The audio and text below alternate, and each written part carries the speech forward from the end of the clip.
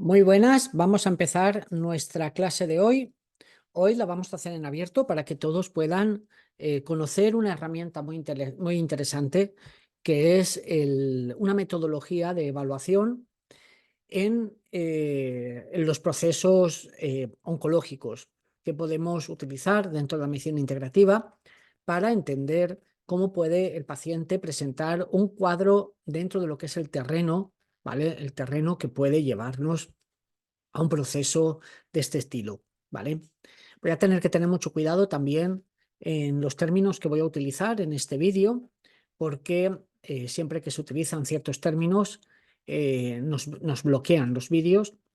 Entonces vamos a intentar poder transmitir toda esta información de una manera lo más eficiente posible y que todos podamos entender a lo que nos estamos refiriendo.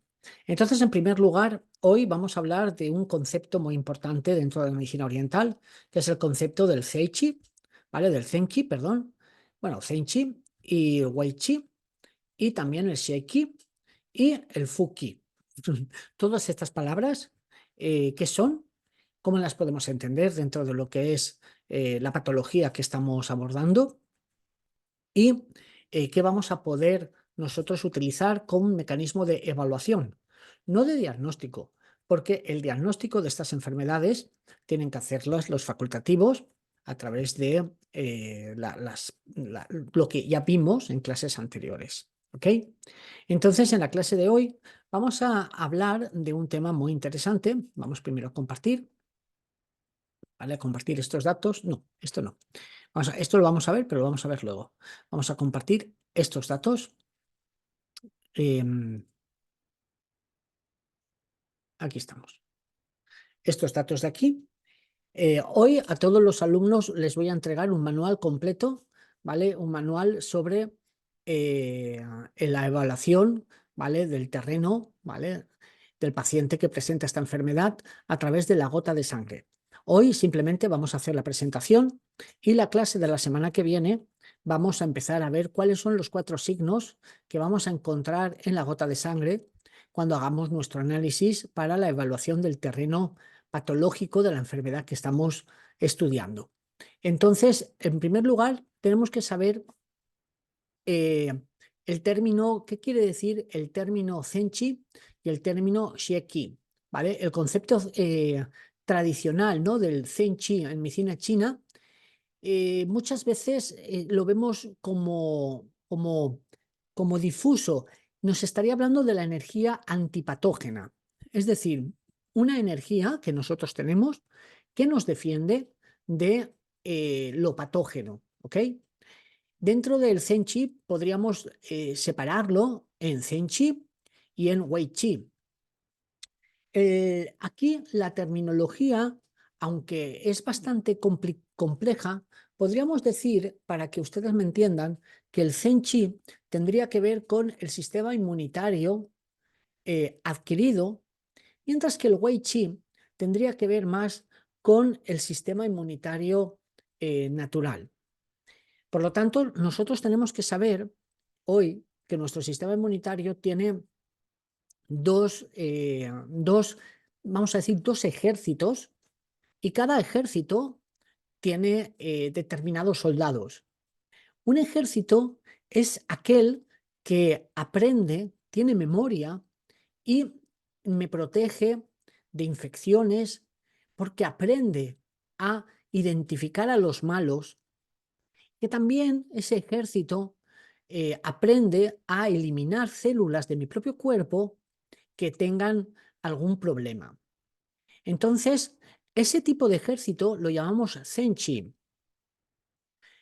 En este caso, las células de la enfermedad que nosotros estamos tratando en este diplomado son células que tienen alteraciones fisiológicas. Por lo tanto, el Zenqi va a ser el encargado de encontrar estas células y poderlas eliminar. También el Zenqi es el sistema inmunitario encargado de localizar células que, aunque no tengan esta enfermedad, también puedan manifestar senescencia, vejez, deterioro, y también las elimina. Y por supuesto, el Zenqi también tiene la capacidad de recordar a los enemigos que me atacaron en el pasado. Entonces, por ejemplo, si hablamos del COVID, el COVID es un virus, ¿ok? Cuando a nosotros nos atacó el COVID por primera vez, el que luchó en el primer momento no fue el Zhen Qi, fue el Wei Qi. El Wei Qi es el sistema inmunitario natural, el que primero ataca, el que primero defiende. Es el que tiene que ver con la fiebre, es el que tiene que ver con la primera respuesta. Sin embargo, el Wei Qi muchas veces puede ganar en la guerra y no pasa nada, pero a veces no puede ganar y necesita que le ayude el Zhen Qi. Entonces el Zhen Qi es un sistema que nos defiende de una manera lenta. El Zhen Qi empieza a defendernos a la semana o a las 2 semanas de que hemos sido invadidos por un virus. Por lo tanto, si nosotros tuviéramos solamente el Zhen Qi, moriríamos porque cualquier infección nos mataría. No nos daría tiempo a poder luchar, porque cuando nuestro ejército estuviera fuerte, el enemigo ya se habría apoderado de todo mi cuerpo. Por eso el Wei Qi es el primer ejército que me defiende y que da tiempo a que el Zhen Qi aprenda, a través de mecanismos de memoria, aprenda y fabrique armas letales, que son los anticuerpos. Y también un ejército de élite que aprenda a localizar a estos asaltantes, ¿ok? Por lo tanto, nosotros tenemos ese ejército de reserva, de memoria, y luego un ejército de ataque rápido, que es el Wei Qi.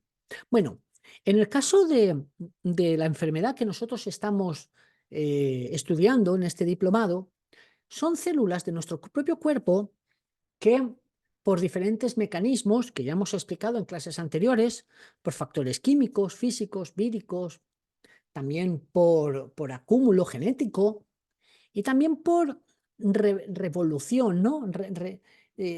Rebelión, ¿no? De las células, como también explicamos, esas células se hacen malas. Bien, cuando una célula se hace mala, en realidad no es que la célula ataque, no, la célula cambia su mecanismo. La superficie de la célula empieza a presentar ciertas sustancias, ciertos marcadores que mi sistema inmunitario, el Zhen Qi, puede detectar. Sobre todo yo tengo un ejército de células que se llaman natural killer, que son unas células especializadas en detectar cosas extrañas en mis propias células. Cuando estas células, las natural killer, encuentran que algo va mal, entonces lo que hacen es matar a la célula, a mi propia célula. Les dan un beso que se llama el beso de la muerte. Y entonces estas células entran en apoptosis. Pero también hay otras células llamadas los linfocitos T, los CD8, que también tienen capacidad citotóxica. Y quiero que sepan que estas células del sistema inmunitario, cuando entran en una célula normal, una célula tumoral, se dan la mano y tienen unos marcadores, ¿vale? Que lo que hacen es poder tocar, ¿vale? A través de complejo mayor de histocompatibilidad tipo 1 y tipo 2, en este caso, lo que hacen es poder meter la mano dentro de la célula y tocar si hay algo extraño. Si hay algo extraño, quiere decir que esa célula está mal. Y esa célula está mal por dos cosas, o porque está infectada de virus o porque ha mutado. Y entonces, ¿qué va a hacer?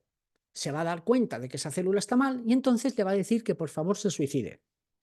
Por lo tanto, si nos damos cuenta, la enfermedad que nosotros estamos tratando en este diplomado, esta enfermedad en realidad tiene una gran carga inmunitaria. ¿Por qué? Pues porque realmente estas células son destruidas por el sistema inmunitario. Entonces, ¿por qué sufrimos de esta enfermedad? Pues si tenemos un sistema inmunitario fuerte, no deberíamos de tener esta enfermedad. Porque todos los que estamos aquí ahora mismo viendo esta clase, tenemos células mutadas, células que tienen esa carga patológica que puede dar lugar a esta enfermedad que estamos analizando en este diplomado. ¿Ok? Entonces, ¿qué quiere decir esto? Quiere decir que mi sistema inmunitario, cuando sufre una deficiencia, entonces esas células pueden dividirse de una manera más fácil, no ser atacadas y pueden proliferar. Bueno, esto ya lo hemos estudiado en las clases anteriores. ¿Qué es el Xieki? El Xieki precisamente es esa lucha, ese proceso inflamatorio, esa reacción entre el agente patógeno, ¿vale? Y el agente antipatógeno, ¿vale? Mientras que Xieki normalmente se traduce como una enfermedad, una energía patógena, Zenchi, ¿vale? Se traduce como una energía antipatógena. Evidentemente, los textos antiguos no podían hablarnos de células inmunitarias porque estas células no se descubrieron hasta que el ser humano no pudo desarrollar la tecnología necesaria para hacer lo que hoy sabemos que con la microscopía, ¿no? Con los microscopios, pues hoy sabemos que existen diferentes tipos de células. Antiguamente no se sabían, pero sí que sabían que había un sistema defensivo y una energía negativa, ¿no? Una energía patógena y una energía antipatógena. Pero hay algo todavía peor. Hay algo que se llama Fuki, que es lo que vamos a hablar ahora. El Fuki, esto es una energía patógena latente. ¿Esto qué quiere decir? ¿Qué quiere decir energía patógena latente?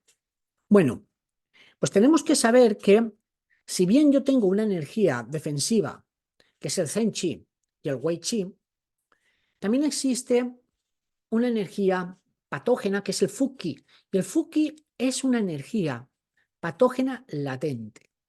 ¿Qué quiere decir? Pues que a mí me puede atacar un virus, ese virus puede entrar dentro de mi cuerpo, puede esconderse en una parte determinada de mi sistema orgánico y estar ahí quieto. Seguro que todos ustedes de vez en cuando tienen un herpes en la boca, en la nariz, un herpes, ¿no? Hay gente que tiene herpes y normalmente ¿cuándo sale el herpes? El herpes suele salir cuando esa persona tiene una bajada de defensas y entonces el virus sale. La pregunta es, cuando tomas antiviricos o te recuperas, tú dices, ah, ya me he quitado este virus. Pero sin embargo, al año, o al medio año, o a los 2 años, ese virus vuelve a aparecer.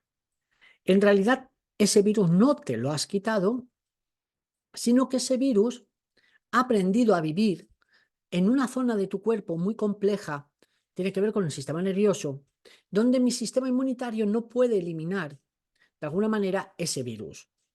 Sin embargo, y esto es muy importante, este tipo de virus latentes hacen que nuestro sistema inmunitario entre en senescencia y se agote. Por eso es muy importante que nosotros sepamos cómo eliminar esos virus Fuki. Pero la clase de hoy no tiene que ver con virus. La clase de hoy tiene que ver con la enfermedad que estamos analizando, que no puedo decir el nombre para que no me quiten el vídeo. Entonces, esta enfermedad que nosotros tratamos, quiero que sepan que también responde a Fuki. ¿Por qué? Porque estas células que van mutando se van agrupando en un tejido. Y hoy sabemos que podemos tener de 5 a 20 años el Fuki en nuestro cuerpo antes de que nos diagnostiquen esa enfermedad. ¿Qué quiere decir esto? Quiere decir que prácticamente a partir de los 50 años, la mayoría de nosotros tenemos Fuki asociado a esta enfermedad. Esto es muy fuerte, ¿verdad? Es decir, estamos diciendo que la mayoría ya de personas que ya tenemos 50 la probabilidad de que tengamos esta enfermedad es enorme. El Fuki de esta enfermedad prácticamente todos lo tenemos. Y cuando ya tenemos 80, 90 años, prácticamente el 100% de las personas tienen Fuki asociado a esta enfermedad. Entonces, cuando a una persona le diagnostican esta enfermedad, no quiere decir que esa enfermedad la tenga hoy. No, esa enfermedad la podía haber tenido de hace 20 años, pero hoy se le diagnostica. ¿Y por qué se le diagnostica hoy? Pues porque esa masa, ese crecimiento anómalo, ha producido algunos síntomas extraños. Un bultito en el pecho, cuando meas un poquito de sangre, un dolor extraño en el cuerpo que vas al médico, un dolor de cabeza extraño que aparece, un mareo que aparece, y entonces vas al médico, el médico dice, uy, esto es raro, te hacen pruebas y dicen, uy, usted tiene esta enfermedad. La tiene en el intestino, la tiene en la próstata, la tiene en el ovario, la tiene en el pecho o en el cerebro, donde la tenga, ¿no? Pero en realidad esa enfermedad ya llevaba años, posiblemente, en estado latente. Eso se llama Fuki. Por lo tanto, la pregunta sería, ¿existe alguna práctica en la cual yo pueda evaluar si el paciente tiene Fuki? No estoy diciendo que podamos diagnosticar si el paciente tiene la enfermedad. No, porque el diagnóstico de la enfermedad solamente lo puede hacer el facultativo a través de las pruebas médicas que ellos tienen, apoyándose en resonancias magnéticas, en analíticas, donde tienen los marcadores, ¿vale?, asociados a esta enfermedad. Y luego, por supuesto, ¿vale?, la hoja clínica.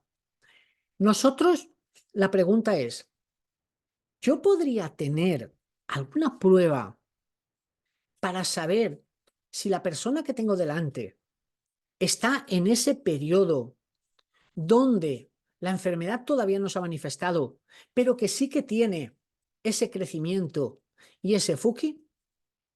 Pues señores, estas son las dos clases que vamos a ver hoy y el miércoles, la semana que viene, ¿vale? La semana que viene, al igual que hoy, el día 11, tenemos la siguiente clase, ¿eh? Lo digo porque hay gente que me pregunta, ¿cuándo son las clases? Las tenéis todas en la página de internet www.moltorripoy.com. Ahí tenéis, perdón, ahí tenéis todas las fechas. Entonces, ¿cómo podría yo saber si mi paciente presenta Fuki asociado a esta enfermedad? Pues bueno, ahí hay muchísimas técnicas que buscan encontrar el terreno asociado a esta enfermedad. Estas técnicas son unas más precisas, menos precisas, etc. Y yo os voy a explicar una que vamos a ver una clase completa, ¿vale? En la cual hoy vamos a ver la parte teórica y la semana que viene vamos a ver la parte asociada al tumor. En el caso de la parte teórica, hay un autor que yo estuve, cuando yo estaba estudiando anatomía patológica y citología, yo estudié esa formación porque quería entender bien cómo funciona el análisis de sangre, pero no a nivel cuantitativo. Es decir, cuando nosotros nos hacen un análisis de sangre, nos miden, lo que observan es a nivel cuantitativo, es decir, cantidad, no cualidad.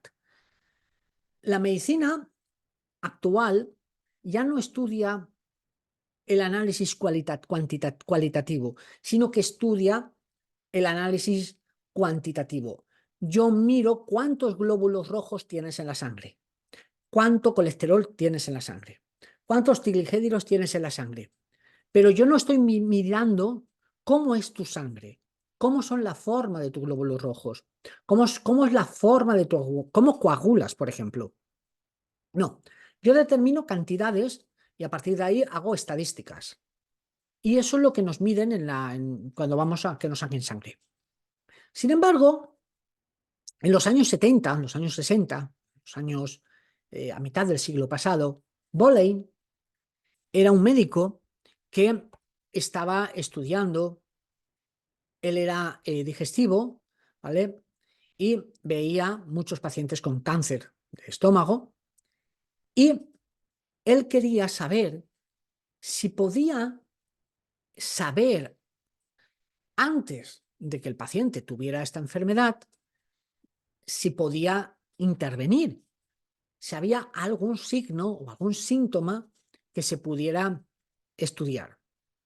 Entonces, él empezó a analizar la gota de sangre, cómo coagulaba la sangre fuera del cuerpo. Esto es muy interesante porque yo os voy a explicar justo esto.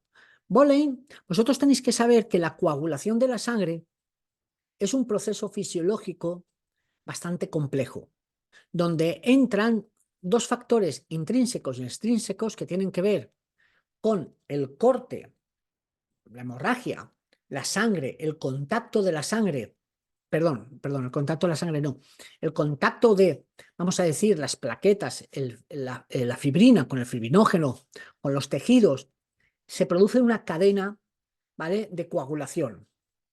Una cadena de coagulación que intervienen 13 factores, que son como el primer factor se une al segundo, el segundo se disocia en dos, el segundo genera otro factor y así se genera una cascada de coagulación. Esa cascada de coagulación es muy importante porque nos ayuda a coagular. Cuando nosotros nos cortamos, evidentemente, pues vamos a tener un proceso de coagulación eficiente o no eficiente. La medicina china, la coagulación, la homeostasis, la vamos a ver con el bazo, ¿vale? El bazo mantiene la sangre en su sitio, hace referencia a cómo el bazo hace la coagulación, ¿ok? La medicina china, evidentemente, no podía hablar de los factores de coagulación, ni el fibrinógeno, ni la fibrina, ni nada de eso, evidentemente. Sin embargo, Boleyn, en los años antes de la revolución molecular, que aconteció sobre todo con el descubrimiento de la molécula del ADN, con Watson y con Crick, allá por los años 50, 51, 52, cuando se descubre el código de la vida y toda la biología, a partir de ahí empieza a cambiar, sobre todo empieza a convertirse en una biología molecular, sobre todo en los años 70, el boom de la biología molecular, y todos los biólogos que estudiaban, vamos a decir, la macromolécula, no la molécula, sino las formas de las proteínas, las formas de las células, todo eso se olvidó. Y toda la investigación se dedicó a conocer la biología molecular. Y en la actualidad, todo biólogo estudia cómo funciona la célula a nivel molecular. Pero ya se han olvidado de cómo funciona la célula dentro de una estructura tisular y dentro de una estructura orgánica. De hecho, cuando van a tratar la enfermedad que todos conocemos, van a dar un tratamiento para matar célula, para bloquear cadenas enzimáticas, para bloquear checkpoints, es decir, dentro de las cascadas enzimáticas poder bloquear algún receptor como el P1 o el P2, ¿no? Y de alguna forma poder eliminar, ¿no?, la biología de esa enfermedad, ¿no?, y ganarla. Y esto está bien, pero se han olvidado de todo el sistema, no solamente, esto no es una enfermedad solamente de la célula, sino que también es una enfermedad del organismo. Y entonces todo eso se olvidó. Sin embargo, Boleyn, antes de que esto sucediera, él se dio cuenta que en la sangre pasaban cosas, sobre todo en la coagulación, ¿ok? Y esto es lo que él descubre, que cuando tú sacas una gota de sangre y la pones en el microscopio, como yo os voy a enseñar en próximas clases, Y el microscopio, ahí tenéis uno que nosotros, por ejemplo, este microscopio, ¿vale? Vamos a utilizar un microscopio normal, ¿vale? No necesitamos un microscopio de alta tecnología. Con un microscopio de una visión, con una óptica normal, ¿vale? No es campo oscuro ni nada de eso. Nosotros vamos a coger nuestros cristales, ¿vale? Y vamos a hacer nuestras pruebas, ¿vale? Con la gotita de sangre, ahí la veis, ¿vale? Que son pacientes. Nosotros vamos a sacar la gota de sangre de una manera y la vamos a mirar al microscopio. Y entonces vamos a ver el terreno del paciente. Nosotros podemos ver los patrones del paciente en la gota de sangre. ¿Por qué? Pues esto es una gran revolución que para mí fue fundamental, pero que por desgracia se fue olvidando en lo que sería nuestro avance, ¿vale? Teórico. ¿Y esto por qué? Mirar, lo que sucedió fue lo siguiente. Cuando nosotros, Boleyn descubre que la gota de sangre va coagulando fuera del cuerpo siguiendo unos patrones. Que esos patrones se alteran si el paciente tiene determinados problemas fisiológicos. Por ejemplo, si el paciente tiene mucho estrés, va a tener mucho cortisol. Y entonces el cortisol hace que la gota de sangre se le hagan agujeritos dentro de lo que es la propia gota. Mirad, os voy a enseñar unas fotos.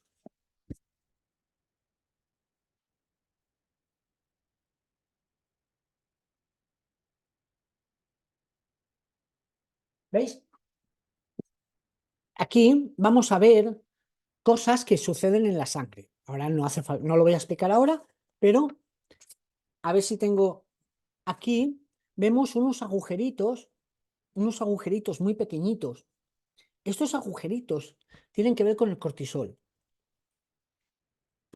Estos no son agujeritos, estos son pantanos, estos son grandes zonas.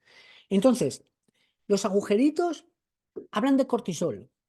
Por lo tanto, cuando yo veo que en una gota de sangre hay muchos agujeros, yo sé que esa persona tiene un exceso de yang de hígado y de corazón.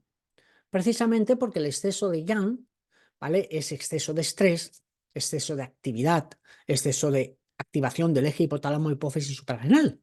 Entonces yo en la gota de sangre puedo ver cuánto estrés y cómo ese estrés está impactando en el terreno biológico del paciente. Boleyn descubrió algo impresionante. Lo que descubrió es que los pacientes que tenían esta enfermedad tenían una característica en la coagulación. Tenían 4 signos muy importantes. El primer signo que manifestaban eran grandes lagunas de fibra soluble. Esto no os preocupéis, la clase de hoy es la introducción a la próxima clase donde vamos a ver todo esto explicado y con fotos. Pero ¿qué pasaba?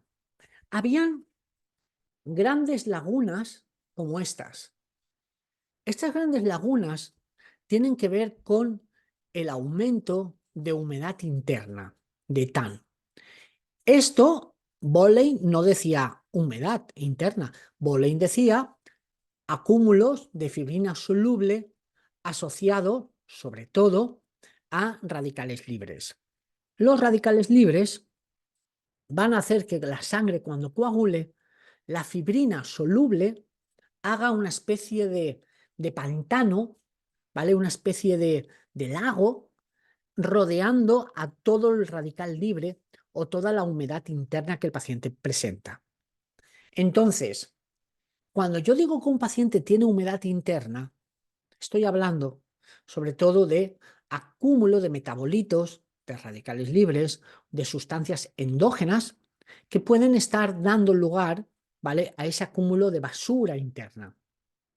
Ahora, ¿cuánta humedad interna tenemos? Claro, cuando yo hago medicina china, yo puedo decir que el paciente presenta humedad interna porque tiene unos síntomas. Y esos síntomas, de forma subjetiva, yo evalúo que el paciente presenta humedad interna. Pero ¿cuánta humedad tiene? ¿Y cómo sé yo que mi tratamiento le está reduciendo la humedad? Pues señores, aquí tenemos una forma objetiva de ver cuánta humedad tiene ese paciente. Entonces, yo puedo ver en tiempo real la humedad que tiene el paciente. Cuando yo veo en tiempo real la humedad que tiene el paciente, con el microscopio, yo le puedo dar un tratamiento. A la semana siguiente le vuelvo a mirar la gota y vamos a ver si le estoy reduciendo la humedad interna o no. ¿Ok? Para nosotros hacer esto, usamos un protocolo que os tengo que enseñar. Pero Boley se dio cuenta que los pacientes que tenían esta enfermedad tenían muchos pantanos, como estos que hemos visto, pero además, una característica, los bordes de los pantanos estaban negros y no tenían células, eran acelulares. Por lo tanto, tenían una característica de bordes no celulares. Mientras que aquí yo veo que estos bordes, por ejemplo, a ver si tengo aquí una foto.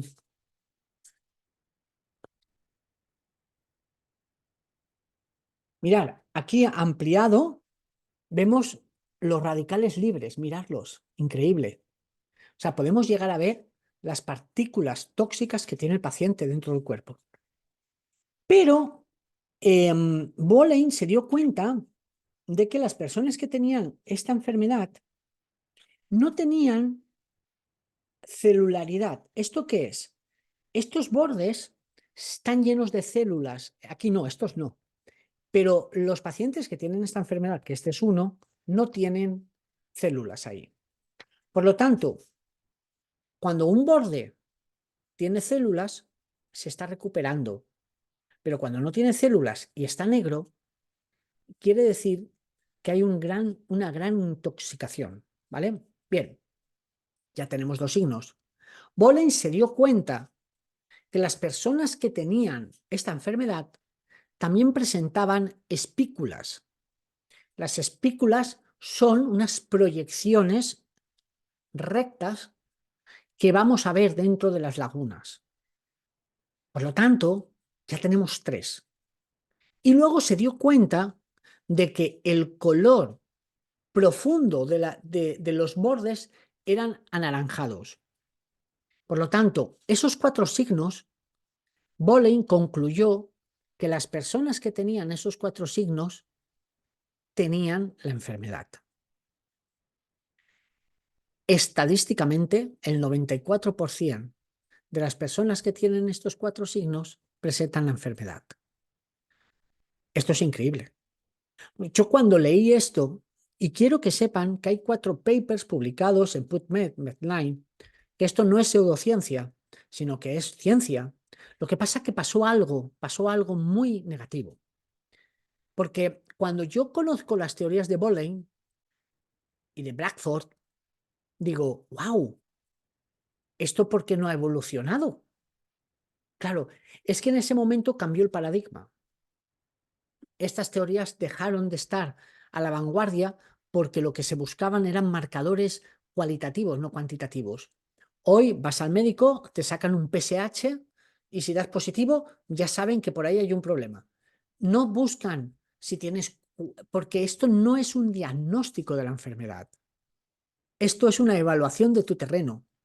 Si tú tienes estos 4 signos, ¿quiere decir que tienes la enfermedad? La respuesta es no. Quiere decir que tienes el terreno, el Fuki. Con lo cual, ahora, si tú tienes la enfermedad, ¿tienes estos 4 signos? En el 94% de los casos, sí. Así que es una tontería no someter a nuestros pacientes a esta prueba, aunque fuera de screening. Y es lo que nosotros estamos buscando, implantar la prueba del FUKI para que nosotros, pues si tenemos, imagínate que tú te encuentras mal o que tienes algún problema, al paciente le haces la sangre, le sacas, en el 80% de los casos no pasa, pero hoy, si tiene los 4 signos, ¿qué hacemos? Tú al paciente no le vas a decir, oiga, usted tiene esta enfermedad, pero le vas a decir, oiga, usted tiene una sintomatología con un análisis de sangre que tenemos que intervenir rápido para reducir estos 4 signos. Por supuesto, tú no le vas a diagnosticar esa enfermedad, aparte que tampoco puedes, pero sí que puedes ver que el paciente se encuentra en el terreno que nos señala hacia esta enfermedad. Pero también pasa lo contrario. ¿Qué pasa cuando un paciente tiene la enfermedad y te dice, me han quitado el pecho y no tengo síntomas, estoy bien, me han curado? Bueno, si yo le saco la sangre, la gotita de sangre, y observo que tiene los 4 signos, la enfermedad no se la han curado. Le han quitado la masa, pero el FUKI sigue latente. Por lo tanto, tenemos que tener siempre en cuenta eso. Si nosotros podemos controlar, podemos anticipar, pues imaginaros qué bien. Yo, por ejemplo, siempre una de las cosas, porque en la gota de sangre no solamente sale el FUKI, ¿vale? Sino que salen muchas cosas. Entonces siempre es bueno ir viendo, anticipando. Por aquí dice, profesor, cuando ya están en la quimio, ¿cambia la sangre? Por supuesto. ¿Qué ocurre si cambia mira, la quimioterapia, ¿vale? Lo que nos va a hacer es una humedad interna brutal. Entonces, cuando el paciente se está sometiendo a un tratamiento citotóxico, nosotros en la gota de sangre vamos a ver un aumento radical, ¿vale? De todo el proceso de humedad interna que está generando esta sustancia externa. Ahora, me podrías decir, pero entonces es mala la quimio. Bueno, no, la quimio es para lo que sea, ¿vale? Pero sabemos que esa sustancia externa que le están dando al paciente está intoxicando, son venenos para matar a las células tumorales, pero también son venenos para matar a las células normales. Por eso la gente cuando toma esta medicación se encuentran cansados, se les cae el pelo, tienen diarrea, están agotados, tienen vómitos, tienen un montón de síntomas que está demostrándote que el cuerpo está intentando eliminar toda esa toxicidad. Evidentemente, en la gota de sangre, tú vas a ver un cambio y vas a ver que aparece mucha más humedad interna. Claro, el tema es que cuando dejan de tomar esos fármacos, esa humedad asociada al fármaco desaparece más o menos rápido y entonces en la gota de sangre, más o menos, vamos a ver si ha habido una remisión de los 4 signos. Yo en la clase que viene vamos a analizar todo el proceso, mirad, para que estéis tranquilos, ¿vale? Vamos a analizar todo el proceso. A ver, un momentito.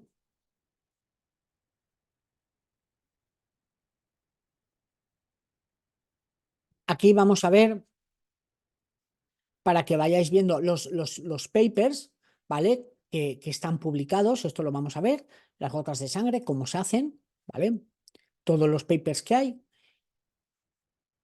Aquí os voy a explicar la fisiología, pero eso ya lo vamos a ver, la fisiología de la gota de sangre, ¿vale? Cómo la vamos a ver, cuál es una gota de sangre sana, mirar esta gota, mirar una gota de sangre enferma, ¿vale? Bueno, esto es en blanco y negro, pero la tenemos, ¿veis? Las lagunas, sana, enferma, todo eso vamos a tener, ¿vale? Que interpretarlo, ¿vale? Las fibrinas, todo esto, la humedad interna, y luego nosotros vamos a ver los 5 elementos, ¿vale? Cada elemento, cómo se asocia, ¿vale? A un tipo de gota, ¿vale? Vamos a ver los síntomas, a ver por aquí, por ejemplo, el bazo controla la SUE, vamos a ver qué es lo que sucede cuando la gota no puede controlar la SUE, vamos a ver que no hay fibrina soluble, entonces vamos a ver todos los síntomas, el fuego en sangre, cómo cambian zonas de color, ¿vale? La madera, vamos a ver los síntomas de madera, el bloqueo de madera, fijaros, cuando tenemos un bloqueo de chi, se hacen masas de fibrina no soluble, ¿vale? En el agua.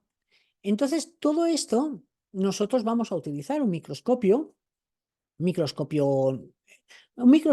con $100 ya lo tenemos. No hace falta comprarse un microscopio caro.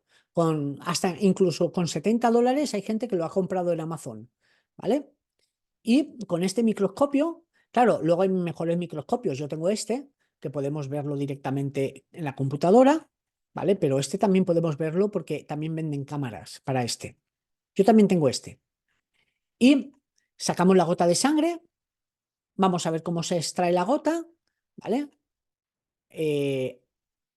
Y aquí tenemos, hacemos la gota de sangre, la sacamos, la ponemos en el cristal y luego observamos la gota, tenemos un proceso para medir toda la gota y a partir de lo que estamos observando aquí es lo que nosotros vamos a diagnosticar no diagnosticar, sino evaluar a nuestro paciente.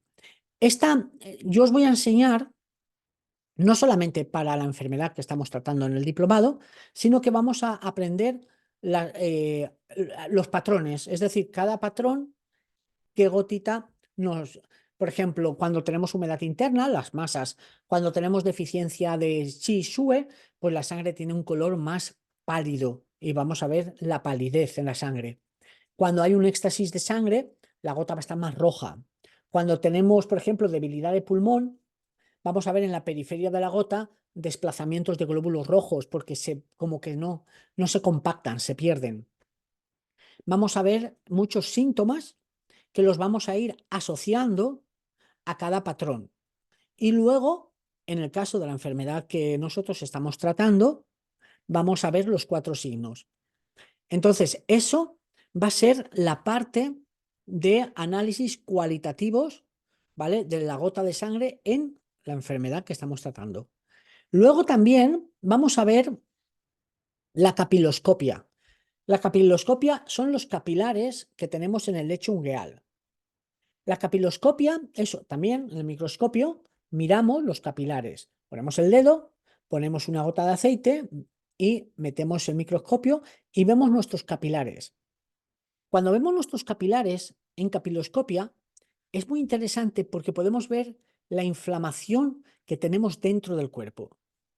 También en la gota de sangre se ve la inflamación, pero en la capiloscopia se ve de una manera mucho más potente.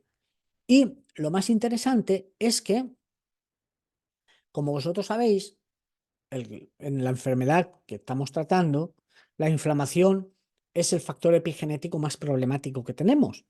Por lo tanto, si una persona presenta esta enfermedad, lo más importante es que no tenga inflamación interna. Pues si tiene inflamación, evidentemente la inflamación es fuego que alimenta el crecimiento de este tipo de enfermedad. Aunque el calor, bueno, la inflamación local es mala, pero el calor también es bueno para el paciente con cáncer, porque el calor debilita las células inmunitarias. Pero bueno, de eso hablaré otro día. Entonces la capiloscopia, mirad, os voy a enseñar un momento, un segundito, esperaos un momento.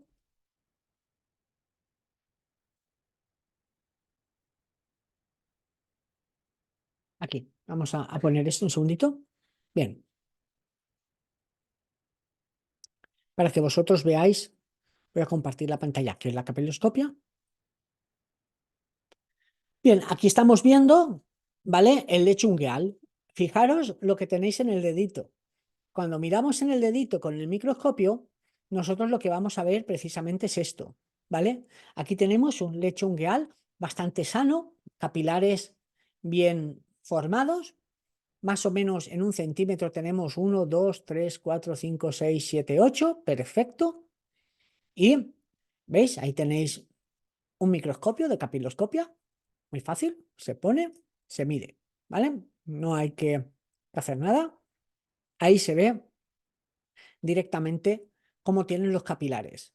Y esto es muy importante, porque si estos son tus capilares del dedo, ¿cómo estarán tus capilares dentro del cuerpo? Pues igual. Entonces, viendo los capilares, puedo saber cómo está tu SUE.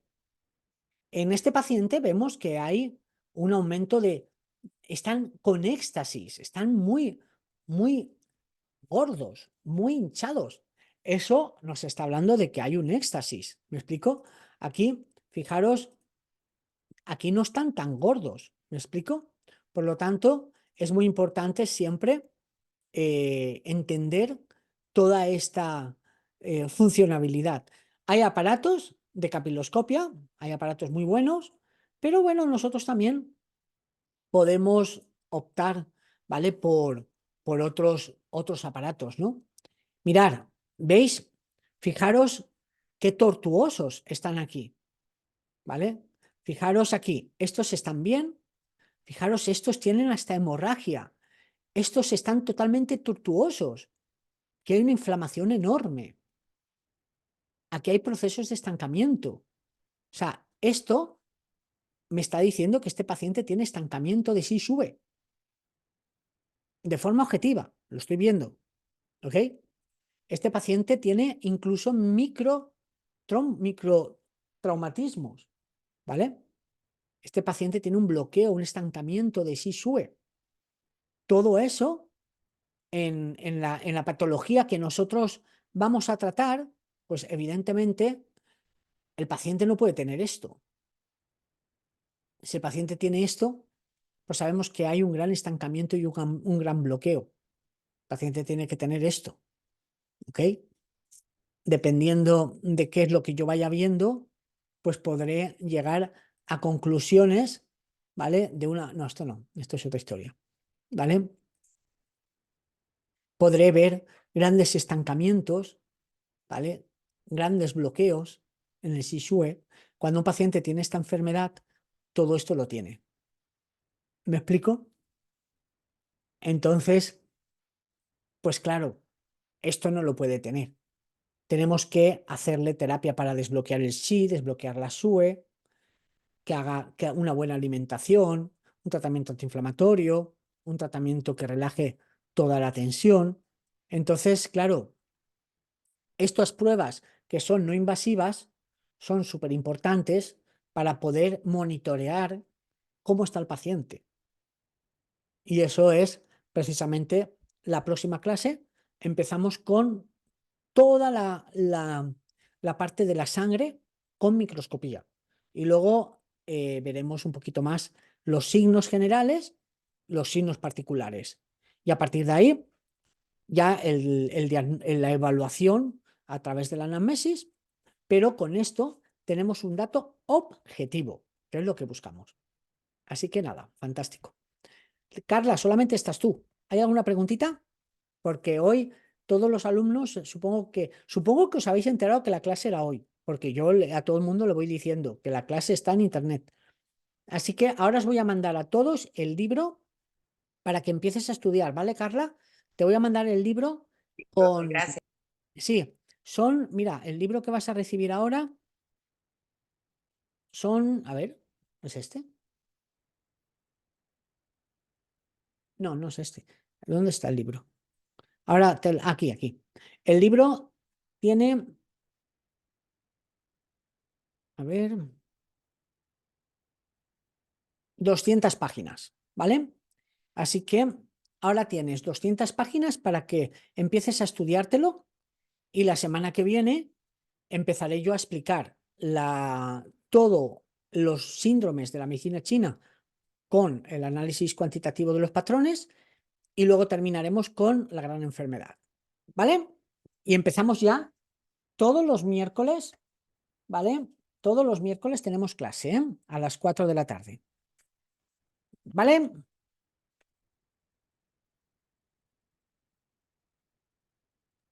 Vale, profe, gracias. Bueno, un abrazo, nos vemos. Chao, chao.